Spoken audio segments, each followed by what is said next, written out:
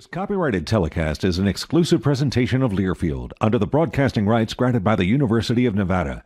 Reuse of this presentation is prohibited without the express written consent of the University of Nevada and Learfield.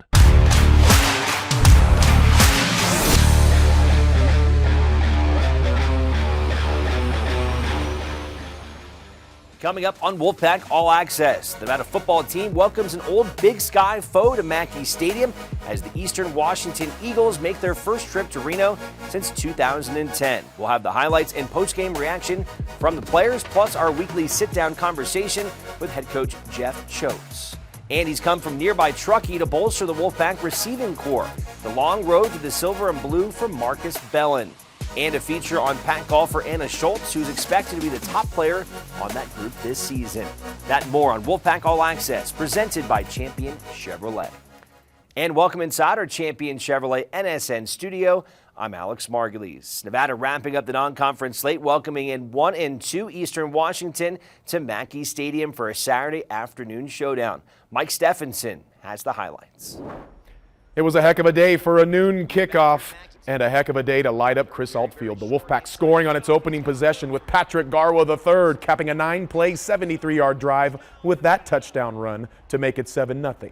Eagles trying to respond on the other end, but Michael Coates Jr. has other plans, picking off the Eastern pass with a sweet effort. Just Nevada's third takeaway of the season, but the Silver and Blue is back in business and doing something with it. Brendan Lewis really bouncing back huge in this game, hitting his guy Marcus Bellon, and the Truckee kid is making moves inside the 10.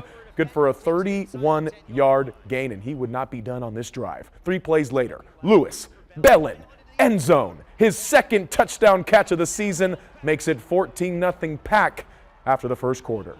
Now late in the second quarter, Nevada's about to get back in again, and it'll be Garwo again. This drive, 8 plays, 75 yards, just a $1.24 off the clock as the Wolfpack led 21-3 at the break. Garwo would get his third rushing score to open the third, and now Nevada's back to work through the air. What a beauty from Lewis to Jaden Smith as number 1 gets touchdown number 1 at Nevada. It's 35-3, insert Savion Red. The Silver and Blues got some dudes at running back. That's a 31-yard score as Nevada goes 40-plus for the first time since 2021. And that wasn't it. Late fourth, how about one more for Red? 10 carries, 117 yards, and 2 scores. Nevada rushes for over 3 bills for the first time since 2016. You add it up, and it's a big Wolfpack win, 49-16. Marcus Bellon, just the first victory at home of the Jeff Choate era and the second home victory for the Wolfpack in the last 14 home games. What does this moment mean for this program right now? I think it's awesome, especially for the community. Get a little momentum, make this the new norm, coming here and protecting our house. It's been good. This is the first time Nevada has rushed for more than 300 yards in a single game since 2016. What do you think the key was to open up the run game to allow you to get the passing game going too? I think that is what you call a team win right there. That takes the O-line, obviously. The running backs need to make plays, and which opens up the pass game. And then the receivers, we just try to do our 1/11th and make the QB look good. For you personally, you've had quite a journey to get here and to be a scholarship player on this team, to be a hometown kid from Truckee. How special is it when you see your family out in the stands and for them to be able to witness a Wolfpack victory? Oh, it's amazing. It means everything because it's not only just my family. I got a lot of friends that are from here too, so for them to be able to come watch me play is awesome and a dream come true, really. How much momentum do you think this victory can give you guys now as you head into the bye before you head over to San Jose State? I think it's going to give us a lot of momentum. Now that we have the bye, get our bodies right, and just keep working, do our thing. Congratulations. Go enjoy this one with your team. Have a good one. Coming up next on Wolfpack All Access, our weekly sit-down conversation with head coach Jeff Choate.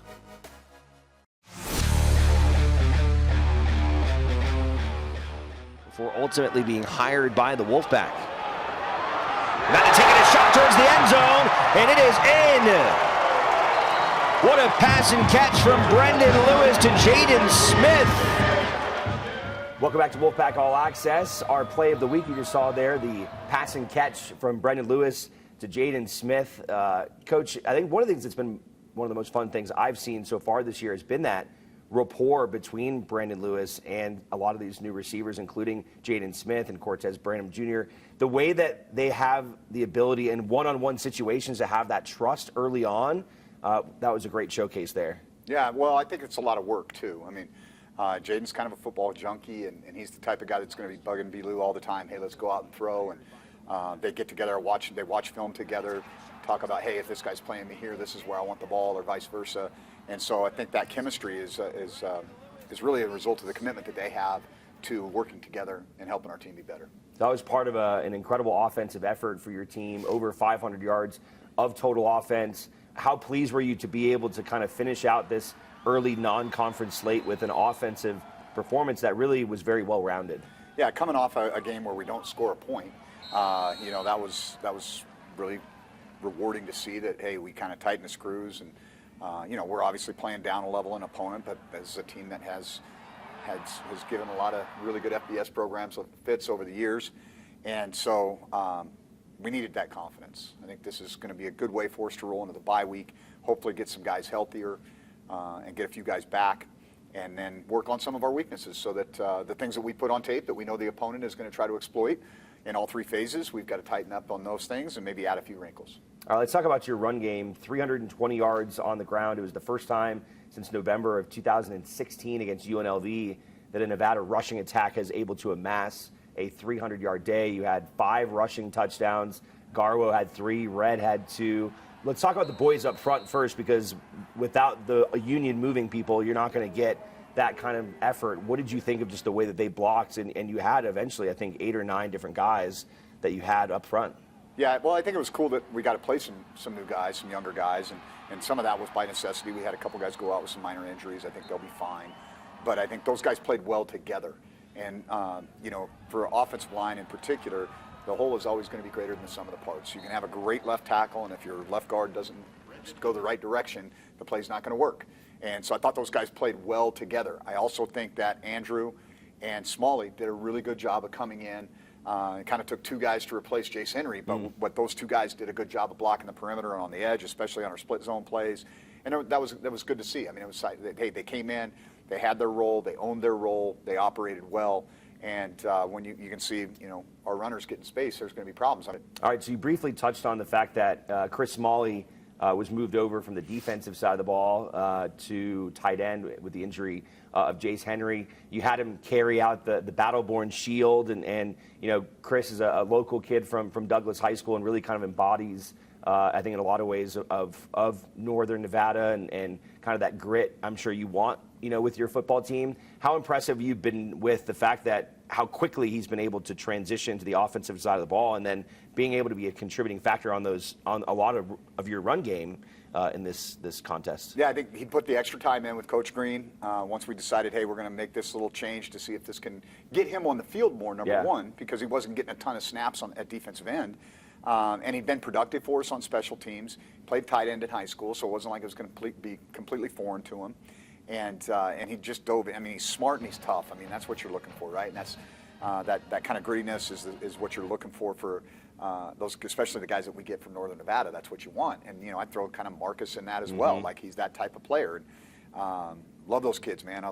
That's kind of got to be the glue of our program, is guys like that from Northern Nevada. Let's talk about your defense. I want to talk about this particular situation that was, I think, really exciting to watch play out, and that was when Eastern Washington got the ball inside the 5-yard line, eventually down to like the 1-inch line, and your defense really bowed up, and there was a great tackle that was made by Michael Coates, but then Keaton Crawford and a couple other guys helped clean up the runner and forced a 4th down situation and forced the Eagles to kick a field goal. And I think that, was a big kind of moment early in the game. I guess what did you kind of make of the way your defense was able to kind of hold tough? And we've seen that a couple times this season. Teams will kind of get a drive on them, and they'll really be able to kind of clamp down. We've been pretty good at forcing field goals when teams get in the red zone. And so my message is going to be, like, let's not wait to get inside the 5 to play good defense, okay? And there was a couple times yesterday where it kind of seemed like that. Well, let's just see if we can get them down inside the 5, and we'll have where we want them. And I would prefer not to do that. Like I said, I think we left points off the scoreboard by just simply not making them punt again. Because every time they punted, we were going to gain 25 yards of field position with the way we had the return set up. So, that's what competitors do. They kind of tighten it up in crunch time, those third downs, and then in the red area, and specifically in the low red zone in the goal line area. And so I was proud of that, but I do not think this was by far this was our least impressive defensive performance, just from a mental and physical effort standpoint. And so lots of things to clean up there, but the good news is we were able to kind of do what we were supposed to do and get the win. In terms of the linebacking core, Drew Watts sat out from this game. He's been dealing with some shoulder issues. I guess, one, how do you feel like Drew is kind of progressing with that? And two, the way that, the guys kind of picked up, I don't want to pick up the slack, but just kind of that next man up was able to kind of deal with getting the full amount of reps with Drew, continuing to fight through that. The guy that I was hoping to see really step more into a vocal role was Naki. Because Drew is he's a very instinctual player. He's an excellent communicator. And sometimes, you kind of have this Batman and Robin where I can just do me because you're taking care of the rest of this stuff. And I think having that extra added burden, I think affected Naki's game. And so, that'll be something that I think he can learn and grow from. Austin Hartnell that stepped in. Austin did some good things, and there's some things that Drew would have done probably a little bit different, maybe better. And so those reps are going to be valuable for Austin, though, just purely from an experience standpoint. We're hopeful to get Drew back very quickly. All right, Coach. Good luck going into the bye week. You get a chance to rest up. We'll chat with you again next week as you head into your bye and get ready for the start of conference play. Awesome. Thanks. All right. We'll got much more coming up here on Wolfpack All Access right after this.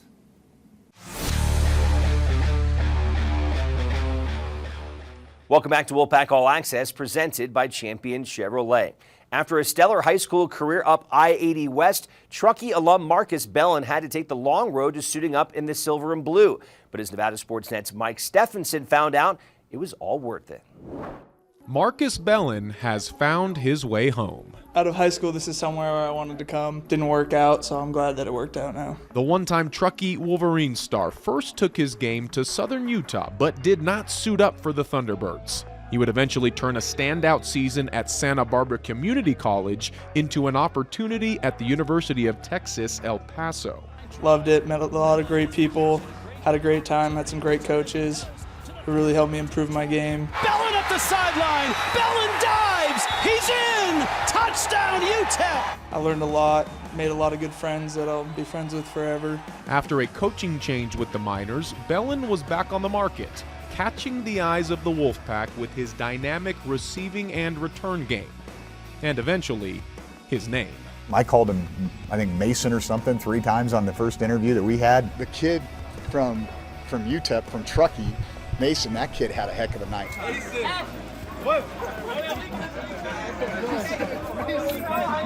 Mason's here. His name's Marcus now, we all know. He scored a touchdown for us. Slings it right side, Bellon at the goal line, touchdown Nevada. And touchdown Truckee.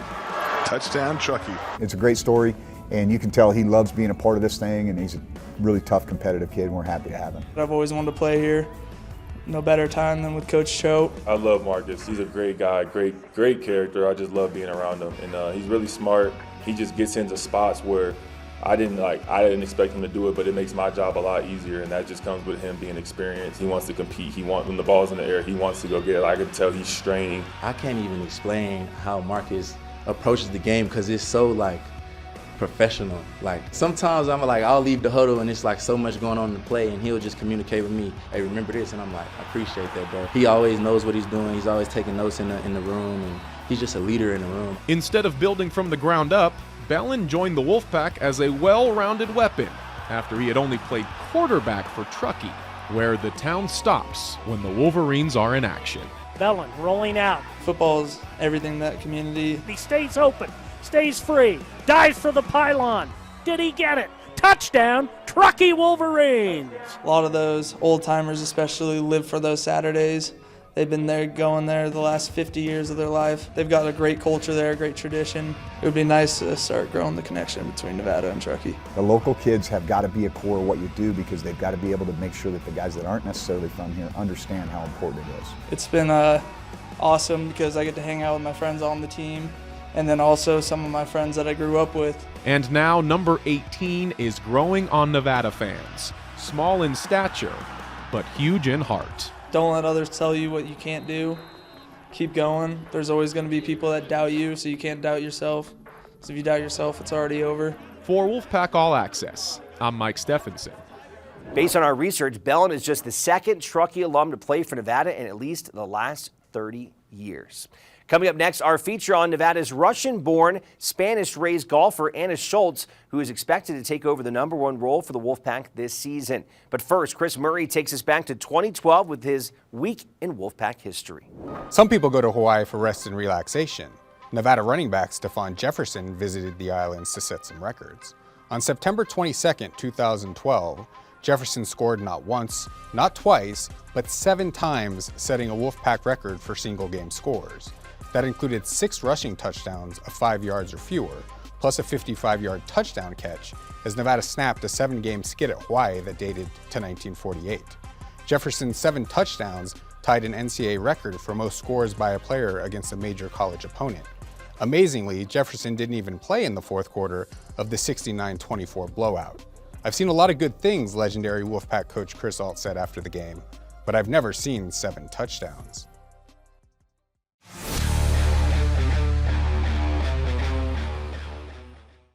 My name's Maddie Simons. I'm from Nevada Swim and Dive, and I'll be answering 5 questions.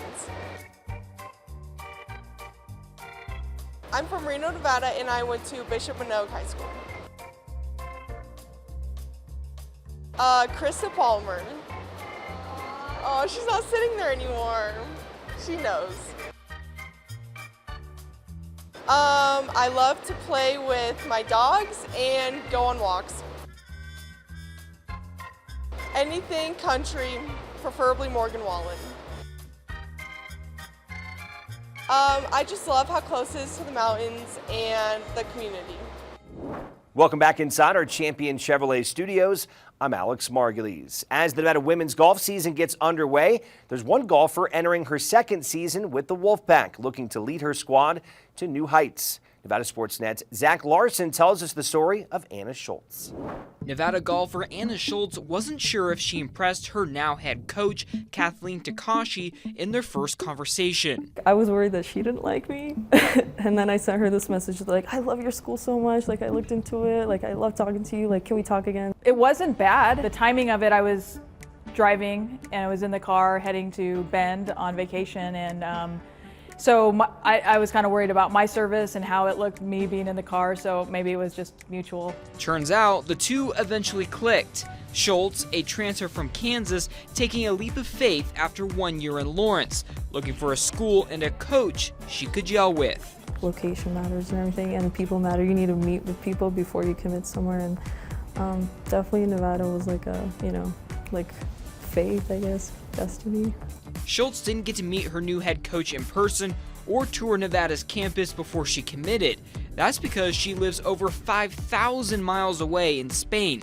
The Moscow, Russia native moved to Spain at just 6 years old, shaping her into the golfer she is today. I was a typical Russian kid, introduced to tennis, like, oh, future Maria Sharapova, but it never works out for all of us. I definitely got a different perspective on the world outside of the boundaries of Russia. I feel like thankfully to that I got introduced to the sport, and I don't know, I just made great connections there and it got me to where I am today. Before moving to the States, she won the 2021 Russian National Championship at just 17 years old and was part of the Russian national team. As she heads into her second season with the Wolfpack, the junior golfer looks to take another step forward. Being in a program that is supportive and she could just flourish, and I think that's what she's done over the last year and she's comfortable, and you can tell in the way she walks and talks and her game, she definitely has more confidence. This season, Coach Takashi is without her top player, Leah John, who earned 3 individual titles in her final season at Nevada. Those shoes may be difficult to fill. The young Russian golfer looks to be the pack's leader in what is a deep squad this year. I have a really good friendship with Leah, and I'm more of a kind of player where everyone is the leaders on the team. There's not this one specific person like leading the team. She definitely has the talent to be that.